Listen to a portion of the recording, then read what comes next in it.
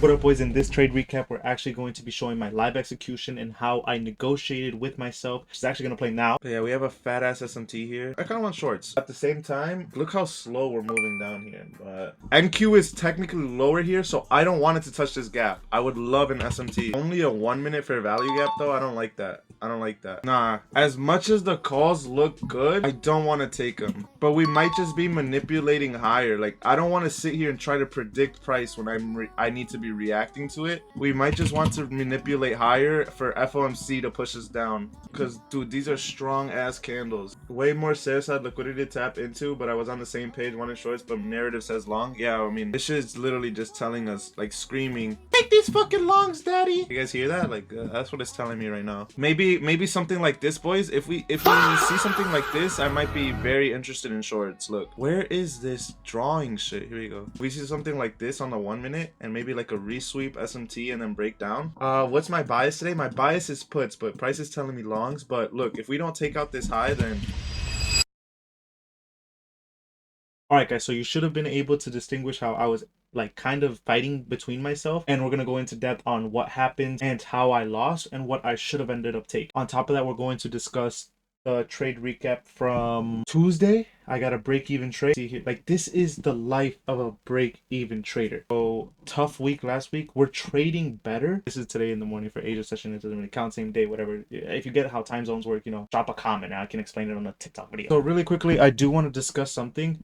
I actually took a trade in Asia and we won. I actually won on these puts. It was about a 1-2. And then this was the next session morning. So I had an extra about $150 and we got this first trade, but I sized. So if you look at all these executions, I sized in so like wrong. I ended up losing about $70 here. This ended up being a break-even trade. So, which ended up being this one. The other one, I didn't really mark it just because it was a sizing thing. This was my full loss today, which was this trade, and we can go over it now. Like I said in the video, guys, we wanted to see this go down. I kind of want shorts. At the same time, look how slow we're... Like, I actually wanted to see this go down and actually resweep these lows before moving up. What I didn't notice is, you know, on the 15-minute, we just look so bullish. And I keep calling it out to myself. Like, I literally keep telling myself, look so bullish, I kind of want these longs. Like, I originally wanted shorts, but I think the bias is longs based off of price action. But we might just be manipulating higher. Like, I don't want to sit here and try to predict price when I need to be reacting to it. We might just want to manipulate higher for FOMC to push us down. Because, dude, these are strong ass candles. And I'm not picking that. Instead, I'm fighting it. Like, I literally said in the clip too, I was like, we have to be reactionary to the market, not predicting, right? And I'm higher. Like, I don't want to sit here and try to predict price when I need to be reacting to the market, not predicting, right? And I'm literally sitting here on live trying to predict. Oh my god. And you know, I'm being blatant and honest with you guys because these little mistakes, again, people don't take into account how much you have to worry about trading. It's fighting yourself, literally fighting. Can I trust my gut to say, okay, I originally, you know, am looking for these draws, but price is telling me this way, and it's telling me to react to the market, but I'm not doing it. Like, can you do that? I literally even said as well, like, if we come back and inverse this gap, I don't want to see it anymore because low key these longs, I could have easily got out. I had two opportunities to get out and target the longs. Like, you know what I mean? Even if I got in late at this trade, I was looking at it, like, I still would have caught a 1-2. You know what I mean? Because what was the ultimate draw? Wow, we didn't even touch the draw though. Like, that's crazy. That's how strong that fair value gap is. But you know, I would have. You guys see in the live constantly. My first TP is always a 1-2 because that's just a base hit right there. You know, I'm still leaving a chance to get more profit, but that's a base hit. Obviously, my main draw was up here, so it has not gotten tagged. I actually thought that it was going to push for it right now in Asia session, but we really just staggered for about 2 hours. And the only reason I stayed in this is because once we retook this, I was break even. This was a tough trade to stay in, but like this recovery was nice. It only took about 15 minutes. Sometimes Asia does move a little bit slow. You know what I mean? I do think that we'll push for it in London, or at least just keep staggering for a little bit. But remember, we do have unemployment claims at 7:30 and PMI on Friday.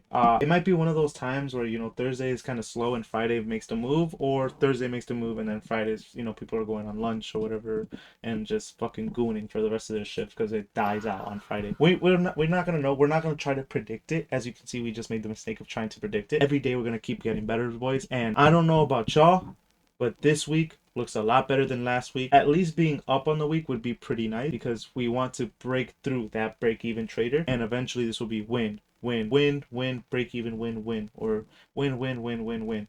And I cannot wait to show y'all the calendar. We are halfway through February. Not even, we're more than halfway through February. There are 9 days left of February. Make this shit count. Get up and get active, boys. All right, boys, I think I'm gonna end the video. I think that was a pretty good trade recap. Unfortunate, just didn't have the draw. I do want to do 2 really quick things. It is the first day of Lent, so all of you guys that are actually watching this, it is the first day of Lent. We are giving up gooning for the first day of Lent. Is the first, drastic thing that I think men really struggle with, and I gave 3 tips on how I think you can improve on that on my TikTok. I am no perfect human, but I'm trying to get better, and that's something that a lot of people can't fucking do. So I will be incorporating 2 things. 1, a daily Bible verse. 2 Peter 1 verses 5 to 7 say, but also for this very reason, giving all diligence, add to your faith virtue, to virtue knowledge, to knowledge self-control, to self-control perseverance, to perseverance godliness, and to godliness brotherly kindness, and to brotherly kindness finally love. So basically just compound, boys. Brick by brick by brick by brick by brick by brick by brick by brick by brick by brick by brick by brick. We've all seen that clip of Aiden Ross saying just start placing the bricks, right? Why can't that brick be Ronaldo trade? Why does it have to be Aiden Ross? It can be Ronaldo trade. It could be Bobby Tarantino. It could be I Love MILFs 52,000. You know what I mean? Like, it doesn't have to be just Aiden Ross. Anybody can do it, and you guys are watching it live. Anyways, and 2, verse of the day. More than likely is gonna be Drake. On vacation, don't ask me about relaxing. Not sure if you know, but I'm actually Michael Jackson. The man I see in the mirror is actually going platinum.